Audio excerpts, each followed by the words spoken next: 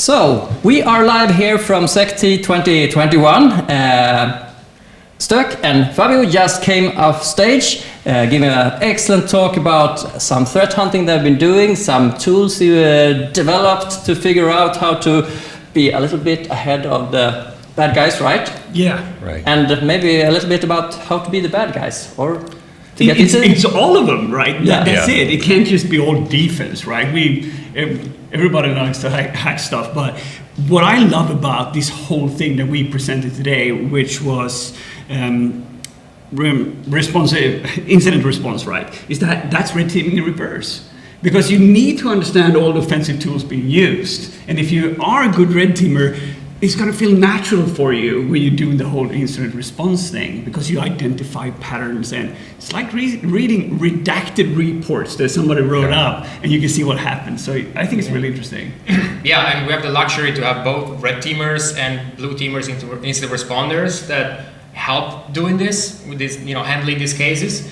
And it's always nice to have a red teamer perspective when you try to figure out what an actual cyber criminal did, because then you can think, from their perspective, like, if I were there, I had this type of access, I was on this system, and my goal was that. How would I do it? And then you can check, is that how they actually did it or not? And it actually helps a lot. Yeah.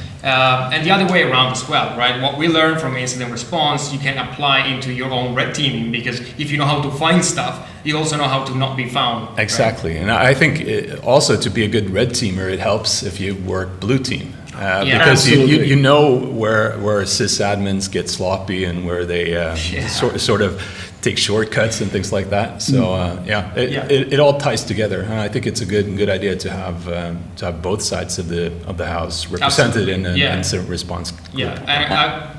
Sorry. No, I would throw into the mix also the monitoring and the SOC.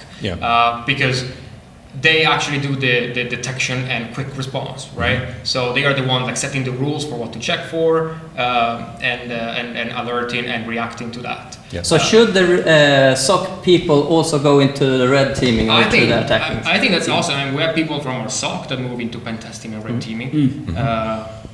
So I think that's the best. The more perspectives you can get, and the more you act effectively. I think for me, one of the things I've worked a lot of incident response and worked in forensics in the before times.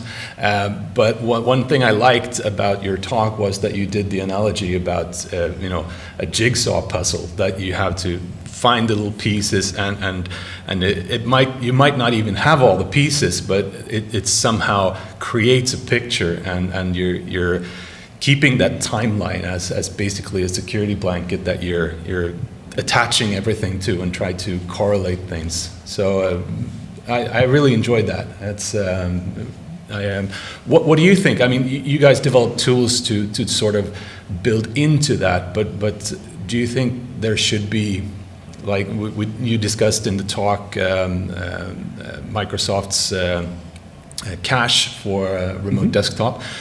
Do you think that software companies like Microsoft should be more helpful in terms of creating tools to use that as incident response, or should that be thwarted by or I think yes, ideally yes, but I mean, if I'm trying to look from their perspective, they of course want to work with giving possibility to detect and possibly even block stuff, right? And they do it in their way. They push their new solutions and all the the new fancy solutions they have, which they're usually good. They do the right things, provided that you are in a modern environment and that you have other things in place. It doesn't make sense to use the latest and greatest if you don't even do the basics, right? But here we're talking about missing the basics, and this is the stuff we're left with. So I don't know, yes, it would be great to have, but I don't see that there is huge value for a company like Microsoft to do that. Then again, they are sometimes very transparent, sometimes not. But they but they have tools like autoruns and all this stuff anyway. That's internals. That's it's Microsoft. Right? It's a part of Microsoft that does those. Yeah, but they could probably just create one that's the RDP Cache Explorer. Sure. Right. Sure. In theory. And I mean, it's possible it's gonna come up, but in theory, they will start to use the captchas as do the puzzling from the RP cache to show that you're human, right? You just gave me a great idea. I'm gonna put the captcha. Do that. Can you figure out how to sort of mimic as in this, or a Hydra, or whatever? Wow, awesome, great idea. You're happy to explore that one.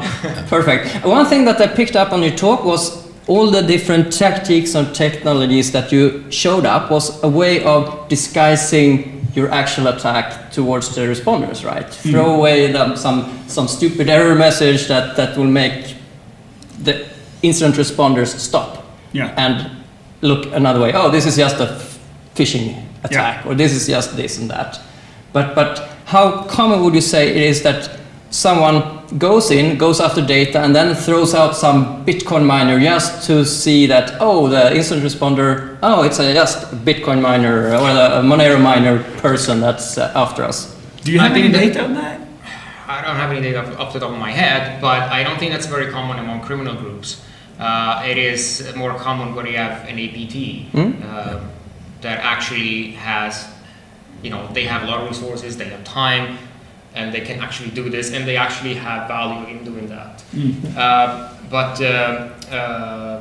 it would be quite easy just to throw off something. For sure. It would, but it also tells you that it's important to do a thorough investigation. Yeah. So when do you stop investigating? When you're ready to do a full kick out and you have a plan for how you're rebuilding. Yeah, because that's the thing. When you want to do a kick out, you need to make sure you do all the things you need to do at once, right? Say you have X number of systems compromised, and there's backdoors talking to servers, threat actor servers, their accounts are compromised. Then okay, I need to clean that server, I need to block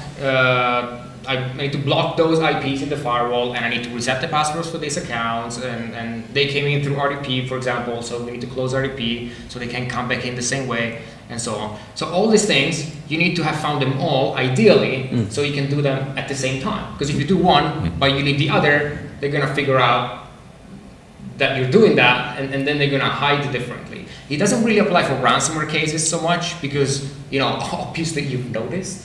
Your shit is gone. Like, so then they know, of course, there's going to be an investigation. They're not really in most cases. I guess they could be, but that's more for targeted attacks that are not ransomware. Then you really want to make sure you find everything before you do the kick out. Yeah. And that takes time. And I don't know how, it depends how complex the environment is and how advanced and extended the attack is. And it's easy to say also that you probably just change the passwords, right? But you need to change all the passwords, all the tokens, everything. At the same time, right? Yeah, at the same time. And then you need to have another cleaned domain where you can start working with. And, this is complex stuff. And you have people working, trying to take care of stuff, trying to do what they're doing. Customer is stressed all the time, right? And asking you, when can we start doing this? They're losing money by the minute. Yeah. And so that's also the thing that I love about doing this work, is that when you enter an incident, in the first stages, if it isn't a ransomware, you're getting called in, adrenaline is pumping, you're starting to figure things out, and you know the threat actor is in the system, and you need to figure out how did they get in, and how do we stop them, because the system can be ransomware at any second, because they don't know you're there. So you need to be stealthy as well, doing the research. You can't just start a bunch of new user accounts in the domain, naming them your company consultant 1, because that's going to flag them. So you need to stealth that, look what's going on, and then eventually figure out, do we have backups? Are we ready so we don't get that vengeance ransomware where they just wipe it? Exactly. Then they do things quickly. The phases are usually you take over the entire infrastructure first, then you go after data. They usually takes a while to find the right data, and then you steal that, so you have the additional leverage when you do the ransomware. And then you destroy backups. They usually also uninstall AV centrally if it's a group policy or whatever. They just push it out, and then they do the ransomware everywhere at the same time. If, for example, if you catch them in the middle phase there when they already have a lot of access, but they're still, they still need to go through data to steal and stuff like that and find the backups, and they see that you're onto them, they're probably going to be kicked out any minute now. the quick reaction could be, well, okay, forget the backups and the data, just do ransomware trash. anyways. Yeah. And so that's a very bad spot to find them, or to at least let them know that you found them. Yeah. How common would you say it is that they go after the backups and crash that? For All sure. the time, All the pretty time. much. Also, you could go persistent and just encrypt the backups, right? So during half a year, you start doing the encryption of the backup. When you do readback, you do the decryption, so you don't see that there is a problem. Yeah, And then you drop the key. I see that, but then it's easier to wipe them and do the ransomware. Yeah, but then you would recognize that, right? And then you have your offsite. Yeah, backups. okay. If you have actual offsite and offline backups, Yeah, yes, that's true. Fair enough. And it's definitely something that could potentially be done. But it's I'm just mostly- gonna say they are so successful already. They They haven't don't even need- started thinking about more sophisticated stuff like that. No. They don't need to. They don't need to. Yeah, it's You know an the ROI delay- thing. Yeah. You know the delay there is between the first breach and when they actually start to manually work in the environment? That can be weeks or months. So No one sees anything, right? Imagine how many companies are currently breached and they are not being actively worked with because they're working on some other higher priority target. That can be weeks or months. Imagine how many they're already in. They're overloaded with networks they already have access to. Yeah. They own you, create persistence, and then they idle. They Yeah. just idle until it's time to harvest. One thing that I really liked as well about your presentation was that you tied in the importance of threat intelligence to be able to proactively find when things are going to hit the fan. Could you elaborate some more about that? Because I guess that's a case by case thing. You gave one example where you had a typical MO for a certain threat actor, but how could you use threat intelligence in a more general way to sort of be on top of things? Yeah, so there are the more technical IOCs type of things that are pretty straightforward, like, oh, this IP address is a C2 server. Yeah. You can proactively block that, right? And simple stuff like that. Or, this email ID, this domain is sending out phishing emails. Like, there is so much of that, and that can be done proactively. If it's shared, people can block it. Then the other part is more of, I guess there are different layers. One is the techniques, like the first example we showed about the RTF, that you can talk about. We see this attack that works this way, and this is a relatively generic way you can detect this type of attack, even if it's a variation of it.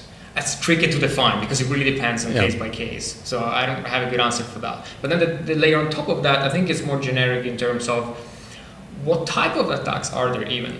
Like, how common is ransomware, and how common is that they actually delete the backups before the ransomware? If you have those statistics, if you know that in 100% of the cases they delete the backups, that's probably going to put that at the top of the list. If you're going to handle something, start with securing your backups and testing your backups, right? We do this work when we do like threat intelligence reports and profiles that are specific to customers. We start with like the generic landscape and then narrow it down to what they actually expose and what problems they actually have. And then we give recommendations that are actually mapped to the threats that are currently seen in the wild. Because, if you need to start from very low security, there is so many things you can do, right? Where do you start, right? You should probably do most of them anyways, but you need to have an order for doing it. Where do you start? The priorities. Start from the ones that are actively exploiting it in the wild right now. And so we try to do the mapping and give them a plan that is actually mapped to urgency based on what's happening.